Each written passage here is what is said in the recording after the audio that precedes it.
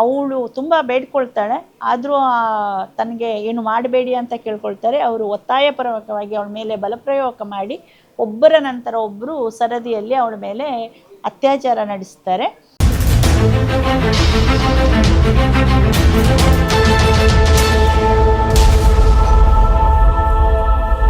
Welcome to our YouTube family Kudla rampage. ನಾವು ಮಂಗಳೂರಿಂದ 20 kilometre ದೂರದಲ್ಲಿರುವಂತಹ ತೋಟಾಬೆಂಗ್ರೆ ಬೀಚ್ಗೆ ಬಂದು ರೀಚ್ ಆಗಿದ್ದೀವಿ ಅಂತ ಹೇಳಿದ್ರೆ 2018ಕ್ಕೆ ಒಂದು ಪ್ರಕರಣ ಕೂಡ ನಡೆಯುತ್ತೆ.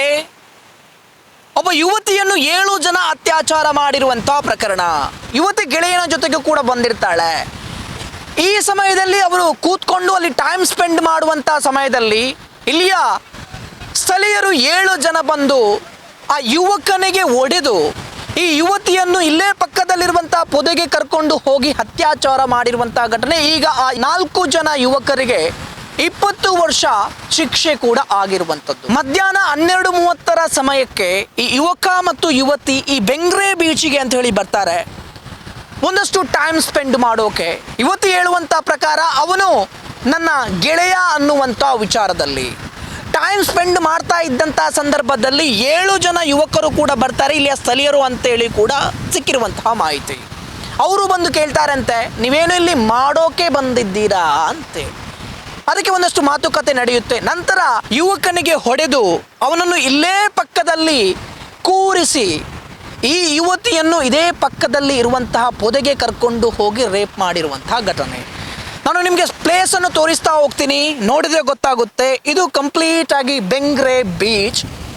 ಸೊ ಈ ಬೆಂಗ್ರೆ ಬೀಚ್ನ ಪಕ್ಕದಲ್ಲಿ ಒಂದಷ್ಟು ಅಲ್ಲಿ ಜನ ಬರ್ತಾರೆ, ಯುವಕ ಯುವತಿಯರು ಬರ್ತಾರೆ, ಸ್ಥಳೀಯರು ಕೂಡ ಬರ್ತಾರೆ, ಟೈಮ್ ಸ್ಪೆಂಡ್ ಮಾಡ್ತಾರೆ, ಕಪಲ್ಸ್ ಕೂಡ ಬರ್ತಾರೆ, ಅಲ್ಲಿ ವಿರಾಮಿಸ್ತಾರೆ. ಆ ಕಲ್ಲು ಏನು ಕಾಣ್ತಾ ಇದೆ ಅಲ್ಲಿ ವಿರಮಿಸ್ತಾ ಇರ್ತಾರೆ.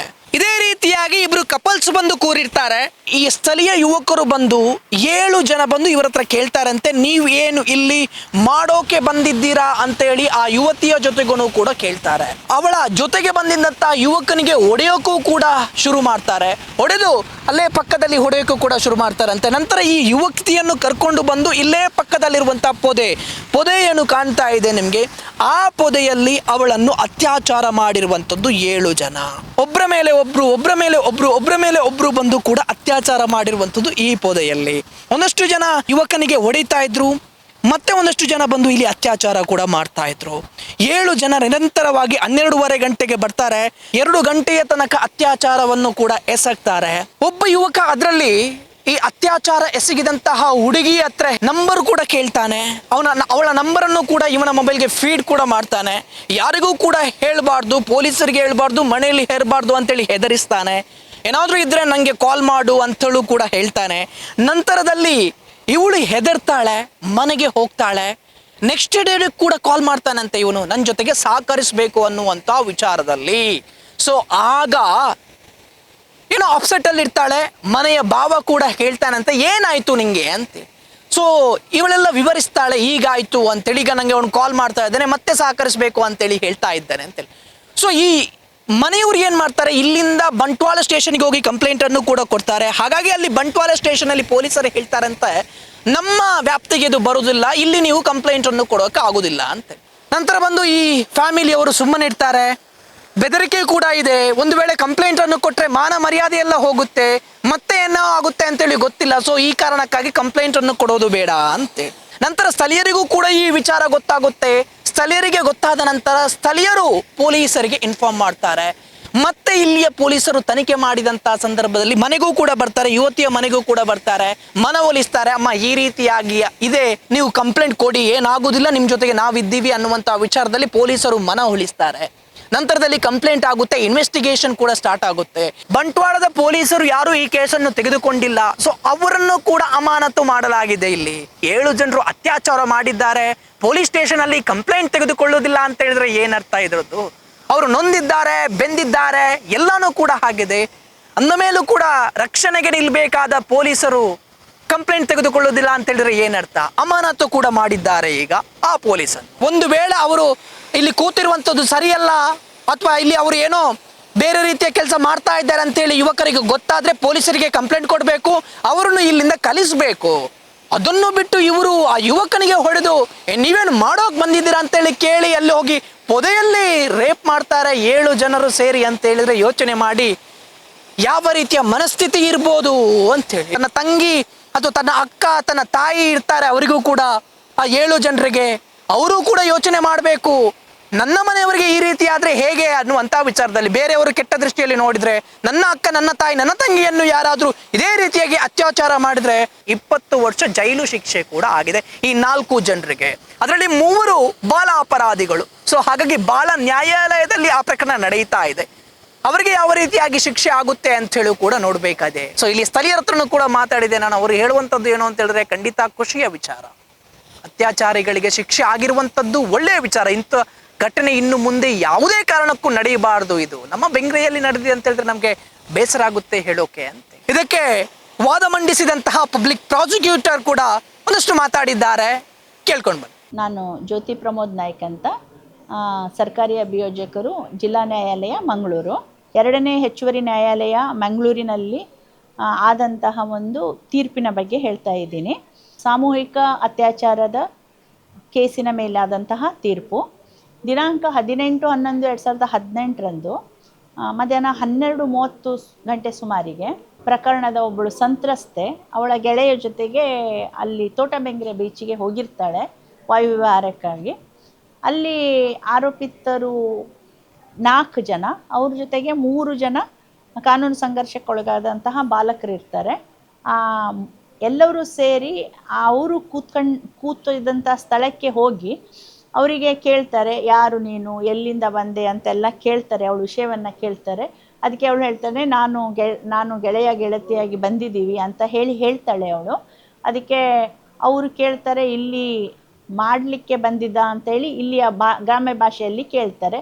ಅದಕ್ಕೆ ಇಲ್ಲ ಅಂತ ಹೇಳಿದ ನಂತರ ಅವರು ಏನು ಮಾಡ್ತಾರೆ, ಅವಳ ಜೊತೆ ಇದ್ದಂಥ ಸಂತ್ರಸ್ತೆ ಜೊತೆ ಇದ್ದಂತಹ ಯುವಕನನ್ನು ಹೊಡಿತಾ ಅವನನ್ನು ಬೇರೆ ಕಡೆ ಕರ್ಕೊಂಡು ಹೋಗ್ತಾರೆ.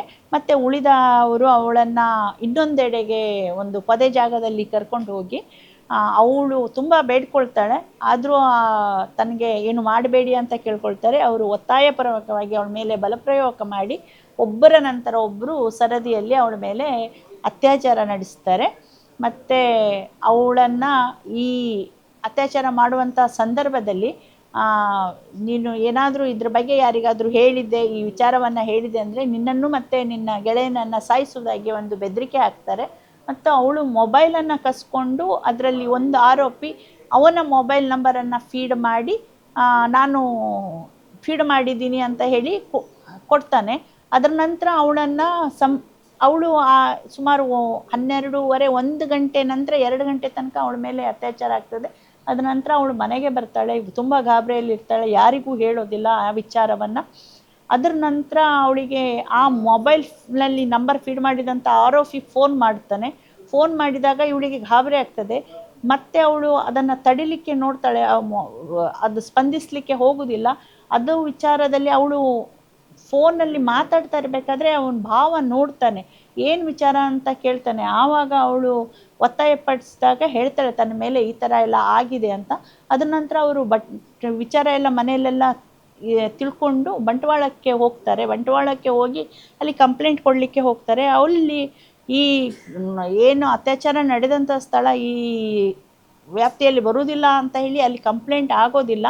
ಅದರ ನಂತರ ಅವ್ರು ಮನೆಗೆ ಬರ್ತಾರೆ. ಮನೆಗೆ ಬಂದ ನಂತರ ಅವರಿಗೆ ಒಂದು ರೀತಿ ಮನೆಯಲ್ಲೆಲ್ಲ ತಂದೆ ತಾಯಿ ಎಲ್ಲ ಹೇಳ್ತಾಳೆ, ಪ್ರಚಾರ ಆಗ್ತದೆ, ಅಪಪ್ರಚಾರ ಆಗ್ತದೆ, ನಾವು ಅದನ್ನೆಲ್ಲ ಕಂಪ್ಲೇಂಟ್ ಎಲ್ಲ ಕೊಟ್ಟರೆ ಪೇಪರಲ್ಲಿ ಬಂದರೆ ಇದಾಗ್ತದೆ, ಅದಕ್ಕೆ ಮಾನ ಮರ್ಯಾದೆ ಅಂತ ಹೇಳಿ ಅವರು ಸುಮ್ಮನೆ ಇರ್ತಾರೆ. ಆದರೆ ಅಲ್ಲಿ ನಂತರ ಪೊಲೀಸ್ನವರು ಅವರ ವಿಳಾಸವನ್ನು ಹುಡ್ಕೊಂಡು ಹೋಗಿ ಅವರನ್ನು ಅದರ ಬಗ್ಗೆ ಧೈರ್ಯ ತುಂಬಿ ಅದರ ನಂತರ ಪೊಲೀಸ್ನವರು ಆ ಪ್ರಕರಣವನ್ನು ದಾಖಲಿಸಿದ ನಂತರ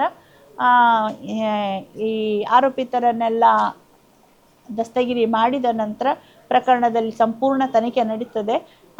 ಈ ಪ್ರಾಥಮಿಕ ತನಿಖೆಯನ್ನು ಈ ಕೇಸಿನಲ್ಲಿ ಅಂದಿನ CPI ಆಗಿದ್ದಂತಹ ಕಲಾವತಿ ಮೇಡಮು, ಅದರ ನಂತರ ಅದು SC/STಗೆ ದೌರ್ಜನ್ಯ ತಡೆ ಕಾಯ್ದೆ ಅಡಿಯಲ್ಲಿ ಕಲಂ ಪರಿವರ್ತನೆ ಆದ ನಂತರ ಮಂಜುನಾಥ್ ಶೆಟ್ಟಿ ಅಂತ ASP ಅವರಿದ್ದರು, ಅವರು ಪ್ರಕರಣದ ತನಿಖೆಯನ್ನು ಮಾಡಿದರು. ದೋಷಾರೋಪಣೆಯನ್ನು ಶ್ರೀನಿವಾಸ ಗೌಡ ಅಂತ ಹೇಳಿ ASP ಅವರು ಸಲ್ಲಿಸಿದ್ದಾರೆ. ಇದರಲ್ಲಿ ಟೋಟಲಿ 65 ಸಾಕ್ಷಿದಾರರಿದ್ದರು. ಅದರಲ್ಲಿ ನಾನು 40 ಸಾಕ್ಷಿದಾರರನ್ನು ವಿಚಾರಣೆ ಮಾಡಿದ್ದೀವಿ. ಆ ಸಾಕ್ಷಿದಾರರು ಸಂಪೂರ್ಣವಾಗಿ ಬೆಂಬಲಕರವಾಗಿ ಸಾಕ್ಷ್ಯ ನುಡಿದಿರೋದ್ರಿಂದ ಮಾನ್ಯ ನ್ಯಾಯಾಲಯವು ಆರೋಪಿತರಿಗೆ ಶಿಕ್ಷೆಯನ್ನು ವಿಧಿಸಿ ತೀರ್ಪನ್ನು ನೀಡಿರ್ತದೆ. 30/7/2026 ಶಿಕ್ಷೆಯ ತೀರ್ಪು ಪ್ರಕಟವಾಗಿರ್ತದೆ. 4 ಜನ ಆರೋಪಿತರಿಗೆ ಸಾಮೂಹಿಕ ಅತ್ಯಾಚಾರದ ಶಿಕ್ಷಾರ್ಹ ಕಲಂ 376D ಅಡಿಯಲ್ಲಿ 20 ವರ್ಷದ ಕಠಿಣ ಸಜೆ ಹಾಗೂ 10,000 ದಂಡ ಪಾವತಿಗೆ ಆದೇಶ ಮಾಡಲಾಗಿದೆ.